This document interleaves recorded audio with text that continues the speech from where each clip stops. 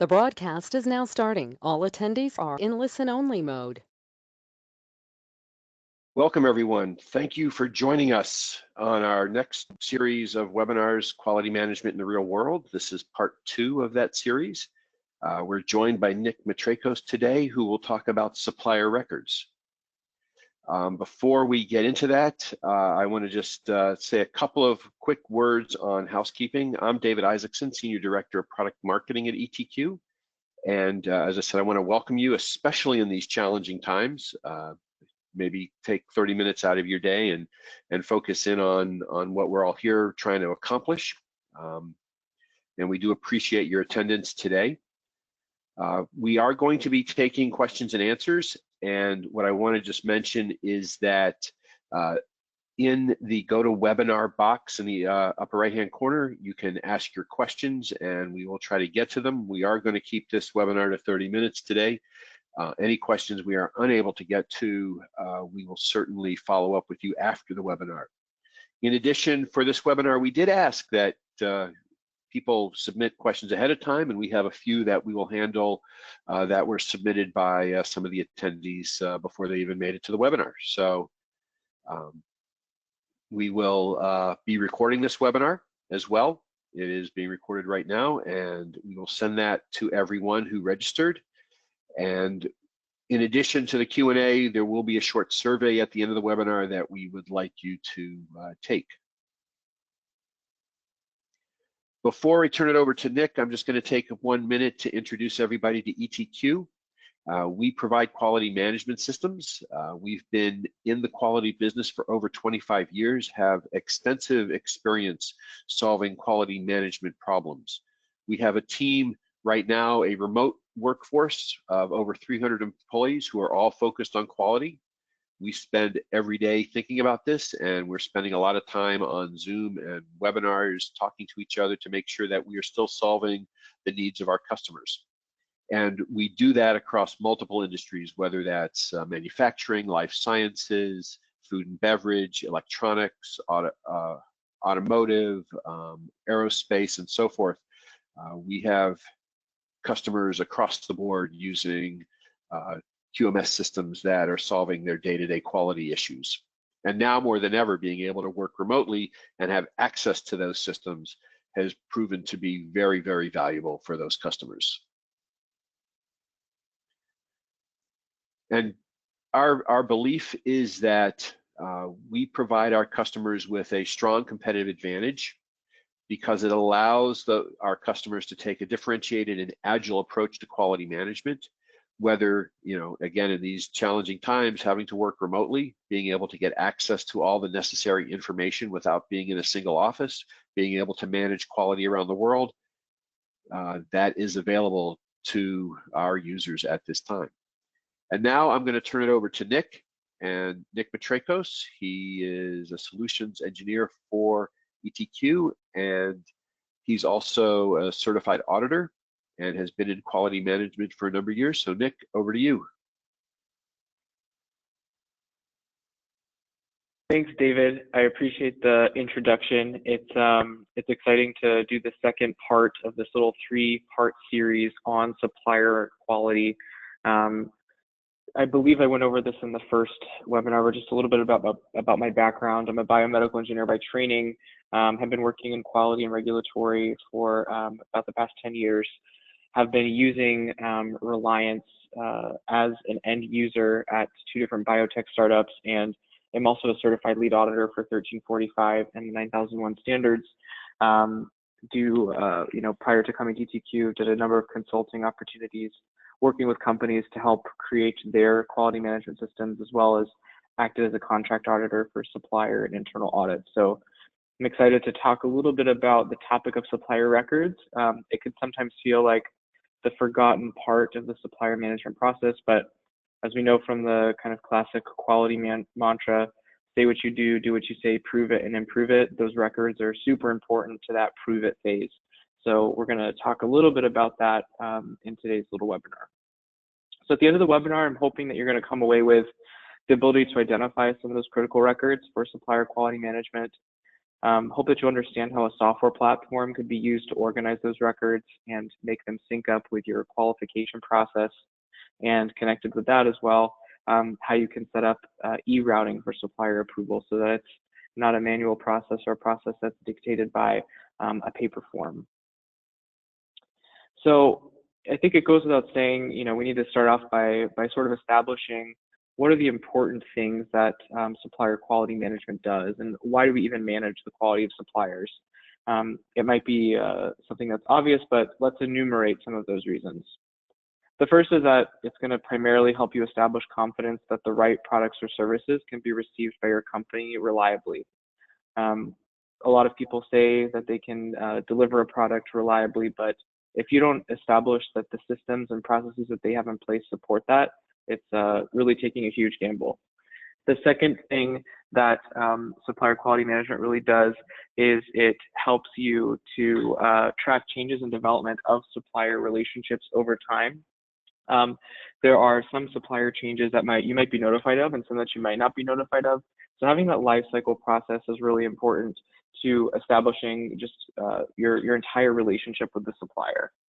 And then finally, the importance of supplier quality management is that it helps you to strengthen the connection between the supplier and you as their customer. With all business relationships, obviously, the stronger the relationship, the better, or the more likely you are going to be able to garner the support and high quality service that you really need as an end user. Overall, the objective of supplier quality management is really to reduce risk in your supply chain. I like to mention this because it's easy to sometimes get lost in the quality world and think that we're doing quality for quality's sake. But at the end of the day, we have to remember that the reason why we're managing our suppliers through these quality processes is to just reduce the amount of risk we have in the supply chain for the product or service that we pass on to our customers. I covered this in the last webinar, but just to reiterate, auditing is a lifecycle process. It's not a single point in time. These are the phases that come out of the ISO guidelines for auditing management systems. So you initiate an audit, it gets prepared, you conduct it, you report out the results, you complete it, and you follow up with the supplier or with the auditee, and that all connects back to how you prepare for that next audit. But I want to focus on the first and the last phase here, which is that initiate phase and that follow-up phase. These are the phases where you're going to be generating a lot of really important deliverables and records that will go into your supplier file. And so that's where we're going to kind of focus on for this webinar. So let's talk about what some of the records might be in a supplier file. If you have a manual system, this might be files on a server or maybe even printouts that are in a cabinet somewhere.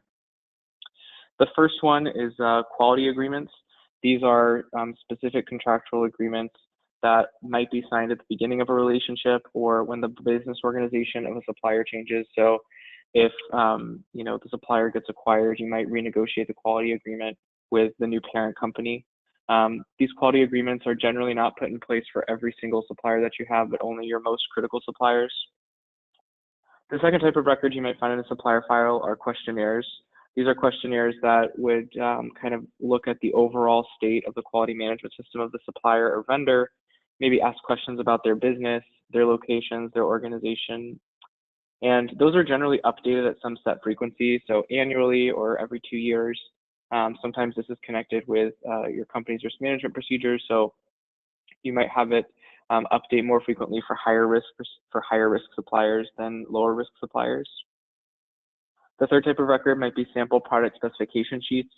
These are going to be sort of like the source of truth for evaluating the incoming material or service that you receive from the supplier. These would be updated after the supplier notifies you of a change or if you're receiving a new type of product from that supplier. You might have records related to supplier quality events. So if you have a non-conforming material that triggers a SCAR, that might be found in the supplier file. You might have change notifications if you're a supplier, if you have agreement in place where they will formally notify you of major changes that they're making. Those are some of the things that you might find in that supplier quality event section. And then finally, you're going to have the records from the audit that you conduct of your suppliers if you are doing on-site audits. So you'd have maybe email notifications or communications between them, agendas from the audits, reports, corrective action plans, etc. So as you can see, it's really quite a lot. It's not just a handful of documents. It can really become quite a lot to manage very quickly. And if you're trying to do that manually or in a paper-based system, it can be a bit challenging. If we change the paradigm a little bit and think about electronic supplier records, though, we can see how some of those pains might be eased through an electronic provider. So first of all, you can enter supplier data and execute the qualification process in a way that's repeatable every single time, and it's driven by the software itself. So you can enter in basic demographic information about the supplier, like the name, the contact information, their location, and this allows you to track that information and not have to copy it over from some paper form into a spreadsheet or something like this. It also allows you to automatically track supplier records that might require regular updating or ones that have expiration dates. So for example, in a system, you might have that, the ISO certification, you want to collect that every 2 years to make sure that they're maintaining their ISO certification. And so you might have that uploaded into the system, and then using the expiration date, you can have it automatically trigger when you need to get a new one from the supplier. All of those due date assignments and automated email notifications are all going to be driven by the system, and so you're not going to need to rely on a person manually going in and notifying someone that something is due. The system would handle that for you. And then finally, with electronic supplier records, especially ones that are hosted in a cloud-based product like Reliance's, you can allow people to collaborate directly with the records. So you can lock them down to be able to interact only with their records. They can upload corrective action plans to SCARs directly into the system. They can upload updated questionnaires or updated ISO certs without you having to receive it over email and then manually update it. So these are some of the areas of how having an electronic supplier record might really help you and help relieve some of the pains of tracking all of these things manually or in a paper-based system. So with that said, I think David and I want to take a little bit of time to address the questions that came in prior to the webinar, see if there's anything else I can dive deeper into, and we're excited to talk to you today. Great, thank you, Nick. Very interesting. Before we get into some of the more detailed questions that are coming in from the attendees, I do have a couple of things, especially given the times we're living in all of a sudden with the coronavirus, COVID-19. How does this really relate to keeping these supplier records and keeping them up to date? Well, I think first of all, if you're dealing with paper-based records, if you're working from home right now because your company shut down, you probably don't have access to them. So that's kind of a first barrier that I'm sure some people have encountered. I know we've had people already reach out to us and say, we physically can't work on things because they're locked up in a file cabinet somewhere. So that's one impact. Second thing to think about with maintaining physical supplier records is, our knowledge of the coronavirus is still obviously, evolving and changing and getting better, but we do know that there is some residence time on physical materials. So if you have paperwork going back and forth between different parties, it's not unreasonable to think that there could be some contamination there. And so it might be, preferable to be storing these things electronically to just reduce transmission of this virus or any other sort of, pathological bodies. Okay. And when you think about routing supplier information through workflows, how do you I guess think about that? How do you expect that to occur? Well, I think one of the things that's nice about if you're using a cloud-based electronic platform is that your supplier can interact directly with the system. So if you're initially qualifying a supplier, instead of going through your supplier management procedure, figuring out everything you need from them, going to pull all the forms, sending them off over email, bugging the supplier to send them back to you, uploading into the system, you can hard code all the steps and all the deliverables within the electronic platform, and then your supplier or your potential supplier could be notified automatically that they have to complete one of those deliverables. They can log into the system, they can upload their ISO cert, they can upload their questionnaire, you can set due dates for them, and the system will trigger and automatically remind them that they're late on deliverables if they do become late. So that's sort of, how I would approach the routing of these electronic records is to really think about how to not just copy and paste whatever my paper-based process is, but how to take advantage of the features of an electronic system. All right, and how would you recommend that these records be backed up? If you're using a software like Reliance, ETQ's product, ours is hosted in Amazon Web Services, so things are being backed up there all the time, and we have a very robust backup strategy. If you're managing your records with an on-premise server or in a physical file cabinet, I'd recommend evaluating different paper archival storage providers, and also creating digital scans of every paper record that you're receiving from the supplier, just so you have those backed up, and following just best practices of backing up electronic records that are stored on on-premise servers. Okay, and when you're thinking about this in suppliers, how does this relate when working with contract manufacturers? A different kind of a supplier, I would guess, especially if they have their own supply chain. Yeah, I would say that it's gonna depend on what the contract manufacturer is making for you. I've worked with some companies where they want to see every piece of documentation that's generated by the CM in the process of generating the product that they're receiving. So you might have them upload into the system all of the batch records associated with producing a lot of a product every single time. When you think about management of your CM's management of their own suppliers, that gets a bit tricky. That's something I like to dig into during the audit of the supplier to really make sure that they have a robust supplier quality management program and that they have the evidence to show that it really has teeth. Because that's definitely a huge area of risk, and something to be concerned about is saying that your CM is going to be managing all of their own suppliers, and you're just going to, if you just do a cursory review of their procedure, that might not be enough because they might have some major gaps with respect to your own quality system, or to the standards or regulations that you adhere to. Okay. And another issue, and this is a question from someone who submitted it before the webinar, was about all this content and all the information that we're talking about here. You can live in multiple platforms, not just a QMS, but ERP and other systems. How do you align content across those multiple platforms, or what would you recommend? Yeah, I would say that we commonly see that electronic QMS software is going to be integrated with an ERP.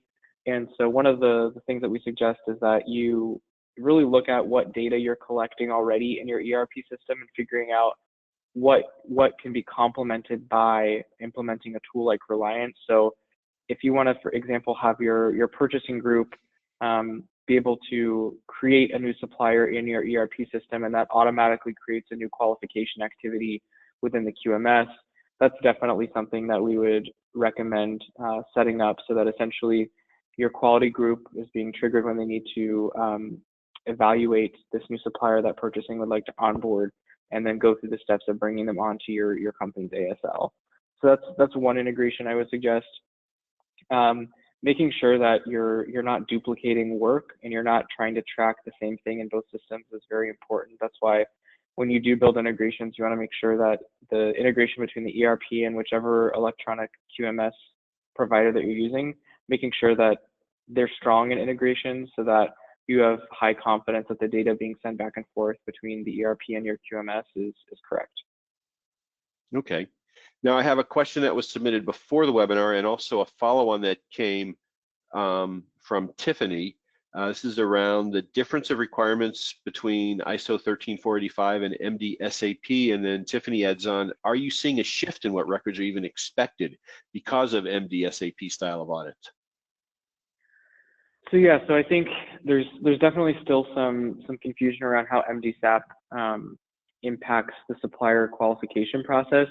I think it's important just to remember what MD-SAP is. You know, it's 1345 as a base expectation, along with the country-specific regulations of Australia, Brazil, Canada, USA, and Japan. So I think one thing to just kind of keep in mind is to make sure if you're preparing for an MDSAP audit and they're evaluating your supplier management program, is that you've thoroughly combed the country-specific regulations of those countries to make sure that there are no nuanced expectations around how you're managing suppliers.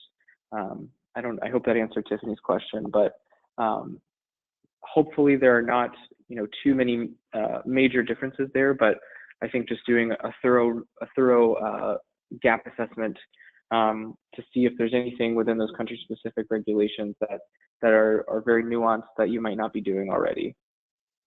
Okay, great. Now, I will say that we've had a bunch of questions that are specific to ETQ's product Reliance, ETQ Reliance, which is a QMS.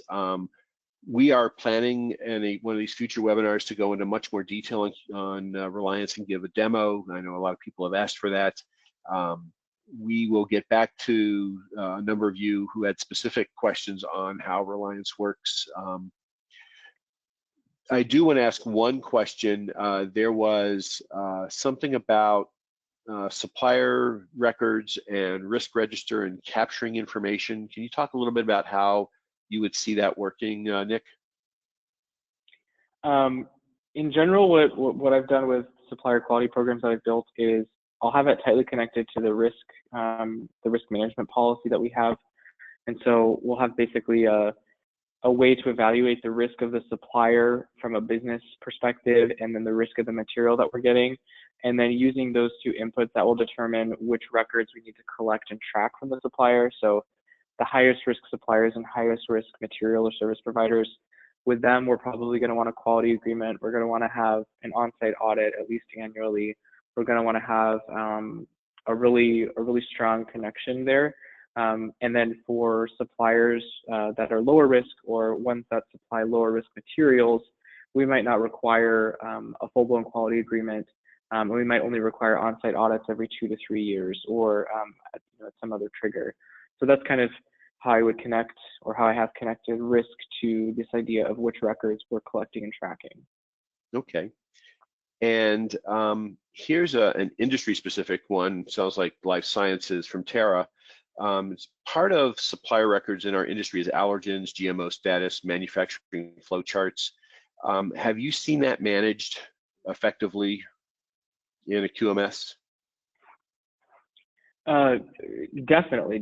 I think the biggest thing with all of those records to make sure that they're really tracked effectively in a QMS is to make sure that you have a good metadata ontology and structure.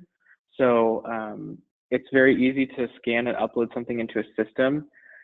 It's harder to think about how you want all of the metadata that you associate with that record to be related to each other and to the nomenclature of your company. So I would say that's the biggest thing I warn people about before they transition into an electronic system, is to make sure that those records are maintained in a way so that the metadata you're associated with them really brings a lot of benefit. Okay, and you bring up an interesting point. If you're migrating or moving to an electronic type of a system, it's an electronic QMS, what tools could help get the job done in the meantime? We had one questioner say a reviewer started to get funding for a full QMS solution, but what do we do in the meantime when the old saying, "We never had anything," does not work anymore? You can't just say we don't have it anymore. Yeah, what I would suggest is coming up with a standard file architecture that you can maintain on a secure provider like Dropbox or Box, or even on the internal server. Come up with a standard file architecture where you have maybe 3 main folders for like approved, in approval, and disqualified. Within each of those, you're going to have a folder that's the supplier name, and then in each of those folders, you would have all of the deliverables or records that you're tracking. But just making sure that the naming conventions are standard across each folder, so that it's easy for someone to navigate and it's easy to see if something is missing. The reason why that's a useful exercise as well is that if you do get funding and approval to move forward with implementing a QMS, you've already done some of the work in figuring out how you want to structure the data that you'd be tracking in the system. And you're going to have something that's a lot easier to migrate because it'll already be organized in a logical way. Okay, and once you have this QMS up, like what we do with ETQ Reliance, any issues managing suppliers on a worldwide basis? Not with a cloud-based solution like Reliance. You know, honestly, being able to log in 24/7 to access your records, even if you're having a supplier collaborate, there's really no barrier there. If you're working with suppliers that exclusively speak a non-English language, that's something else that we can support. At least I don't know about other providers, but we can support other languages very easily so that they can communicate and upload files in their native language, and you'd still be able to access them. Okay. At this point, I know we have, as I said, we have a few very product-specific questions, and we will handle those separately. We'll get back to folks who've asked if ETQ can do a specific function, and I believe hopefully we'll be able to answer yes to most of those questions. But Nick, I want to thank you for joining us today and for going through this detail. In fact, we just had a comment from Christine that thought that the discussion of files, how to structure files and prep for an EQMS would be a worthy subject of further, worthy of further exploration, if I could read what Christine wrote here. And we will take that under advisement. That sounds like an interesting webinar topic that we can look at further. So thank you, Christine. At this point, Nick, I think we're gonna let everybody go, but before we do that, just want to mention to everybody that if you come to etq.com, we have a lot of other resources available on this topic and a number of other topics. The third webinar in our series will be on approving materials and suppliers. So we're going to go on the next step in this journey. That will be on April 21st. Watch for the invitation from ETQ. At this point, I would like to thank everyone, and we will talk to you soon. Thank you.